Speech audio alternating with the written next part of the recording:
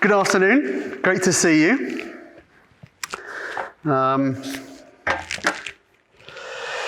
The preaching series at the moment is sort of flip-flopping between parables and discipleship. And the parables being Jesus' way of explaining truths about God and man, and discipleship about following Jesus. I wasn't really sure what I was going to teach on today, but Sharon and I have been reading through the epistles in our morning quiet time recently. We got to chapter 2 of James, and this passage really hit me.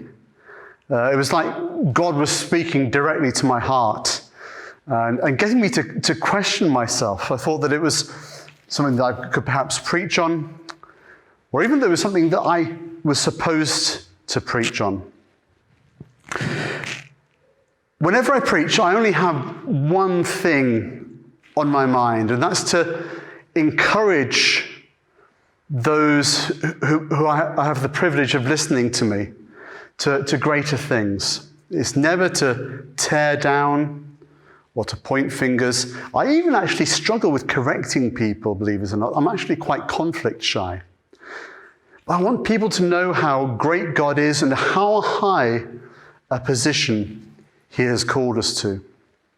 And that's my caveat. If what I say today makes you feel like I'm pointing a finger, please don't take it personally. But at the same time, if some of what I say strikes a chord, then maybe think about what I've said and why it made you feel uncomfortable. If anything, though, this afternoon, I'm going to be preaching to myself, because if I look at my life and compare it to this passage that Will's just read, I think my balance is a little bit off. James is talking here about two sorts of people: those who emphasize talking about the faith over actually being a Christian, and those who emphasize that serving is everything and Bible study and all that rubbish just gets in the way. Of course, this is a very black and white way of putting it. The reality is that most of us are somewhere in between on the grey scale. It's not either or, but we do tend towards one end of the scale or the other. I brought an illustration with me today. It's a little Lego model, nothing special, just a farm vehicle. But even so, it's going to make a useful little picture to take with you. Can you remember the thrill of getting one of these as a kid at Christmas? You couldn't wait to rip the box open and build what was inside, to construct the exciting toy on the cover. If I'm honest, I still get that feeling. And I can't wait to get home after the service and put this little beauty together. Joshua got a 3,000-piece Lego Technic for his birthday, and I've still got some catching up to do. How many pieces has this one got? Certainly not 3,600 like Joshua's, but never mind.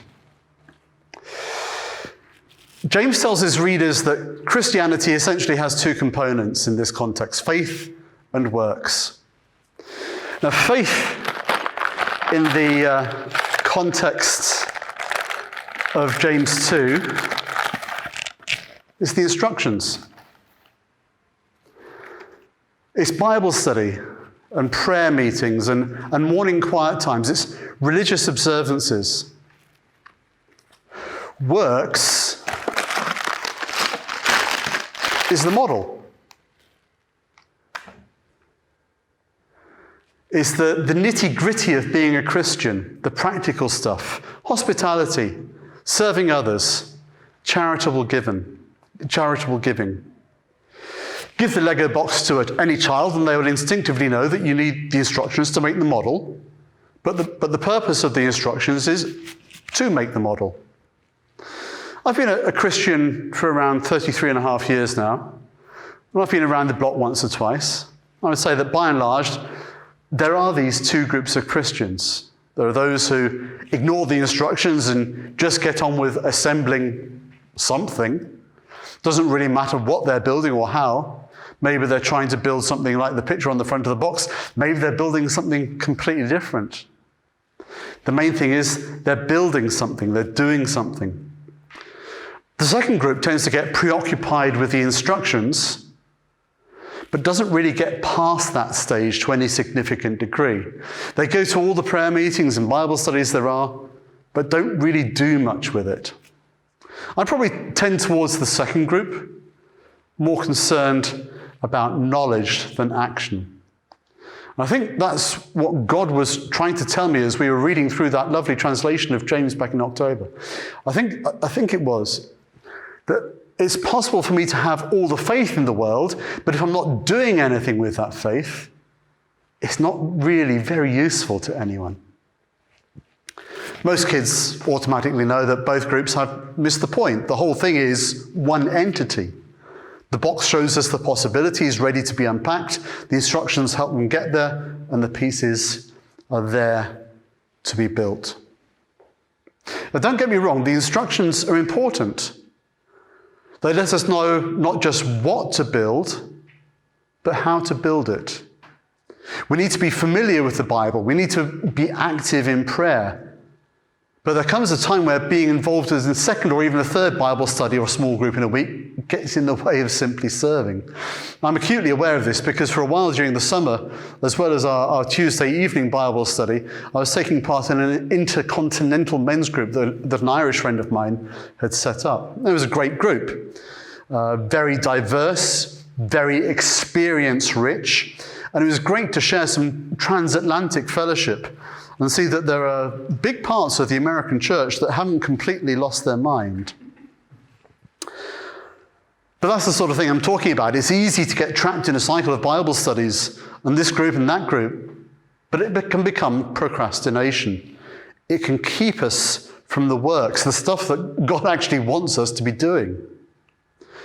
We need to know what the Bible says. Absolutely. It's God's revelation of himself and his values to us.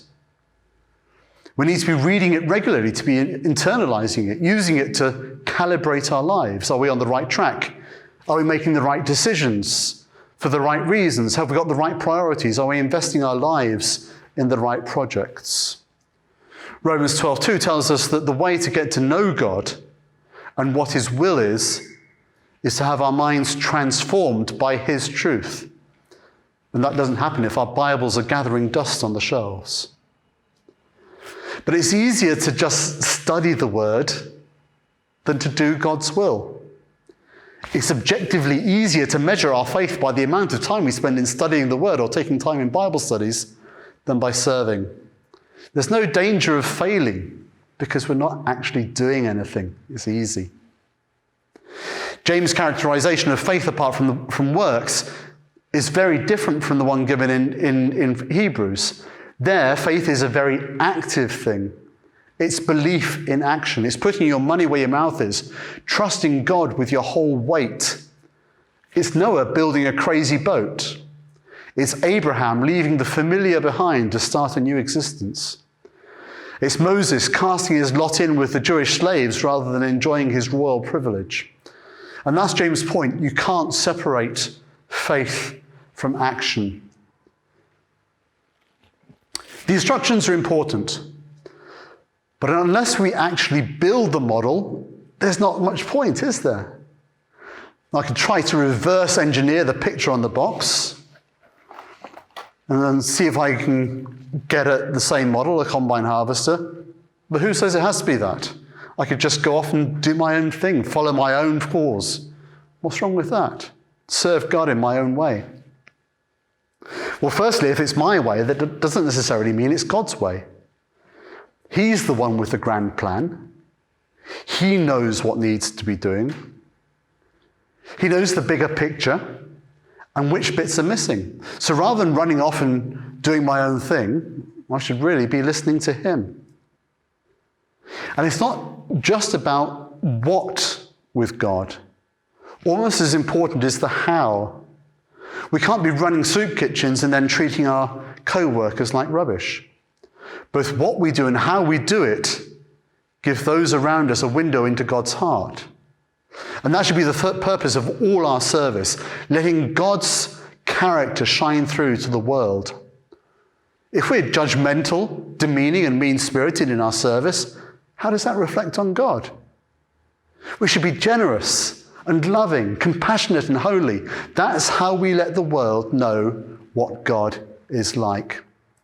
Most importantly, if we're trusting God to be not just directing the work, but to be in the work, it's going to have eternal significance. We literally cannot do anything significant on our own, nothing of spiritual value. We can feed people physically, but unless God is in it, we won't bless them. God's presence in what we do and say is the difference between preaching and a pep talk. It's the difference between hospitality that blesses and a simple meal. It's the difference between reconciliation and an apology. Because God does the significant bit, we don't need to be too concerned about getting it all right. It's not about perfectionism. It's about letting God work through us. I'm not going to tell you this afternoon what you're supposed to be doing. That's something that you will have to work out with God. I'm also not trying to add things to your workload. I know a lot of you are really busy, especially you parents of little kids. You're probably running ragged as it is. Do what you're doing already, but do it as an act of faith.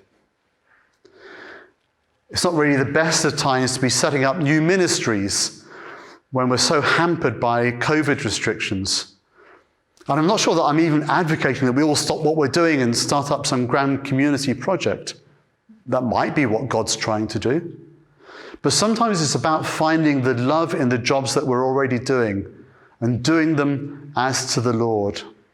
Colossians 3:23 and 24 says this, "Whatever you do, work at it with all your heart, as working for the Lord, not for human masters, since you know that you will receive an inheritance from the Lord as a reward. It is the Lord Christ you are serving." And be authentic. God has designed you for a specific purpose. Don't worry about what he's calling others to do. How is he calling you to serve with your personality, with your background, with your intellect, with your abilities? When we're serving like this, the prayer meetings and Bible studies have extra meaning. They're preparation time, getting us ready for service. We're studying so that we know what and how to do it. We're praying that God would inhabit the work. Worship is then feeding back to God and expressing our thanks to him for working through us, celebrating that he has used us to glorify himself. There's a couple of observations I want to make about the example that James gives us. He talks about Abraham and Isaac and Abraham's great trust in God's promise.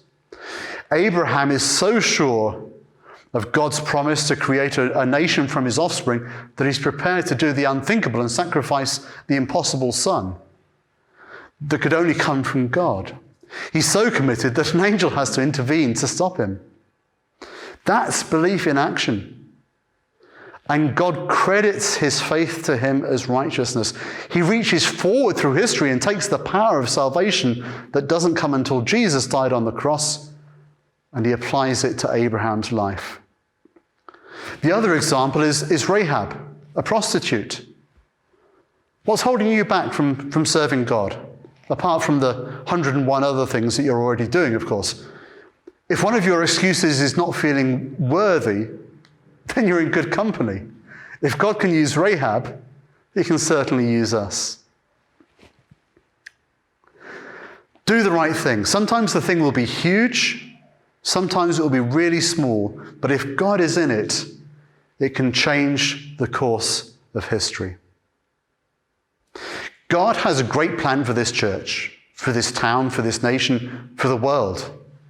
And that plan has a U-shaped hole in it. A hole waiting for somebody with your past, your abilities, your passions. His plan will still work without you, but it won't be as fabulous.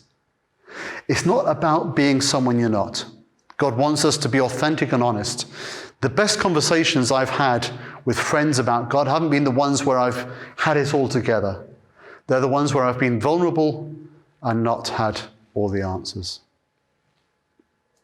These works aren't to earn our position with God, not by works so that no one can boast, Paul says in Ephesians. They're our response to the position that God has given us. This is the thing that distinguishes Christianity from every other religion. The others are all about doing things to earn a heavenly reward or to avoid falling out of favor. If we're Christians, though, our position with God is secure already. If we've said, sorry, please, thank you to God. I'm sorry for the things I have done wrong in my life, for not following you. Please forgive me. I now turn from everything which I know to be wrong. Thank you that you died on the cross for me so that I could be forgiven and set free. Thank you that you offer me forgiveness and the gift of your Spirit and the gift of being accepted by you, of being a part of your family forever. I now receive that gift. Please come into my life by your Spirit to make your home in my heart forever. Please be in charge of my life from now on. If we're telling God that, we don't need to impress him with how good we are. He already knows that we aren't, but has accepted us anyway. It's not about repaying our debt to him because we can't. It's about living out our response to what he has done for us. Because of what he's done for us, we want to live lives that please him. So what sort of Lego builder are you? Have you got the balance right? Or are you an instruction reader? Or are you trying to find your own way to make the model? Or are you satisfied to just sit there and look at the unopened box? I hope not.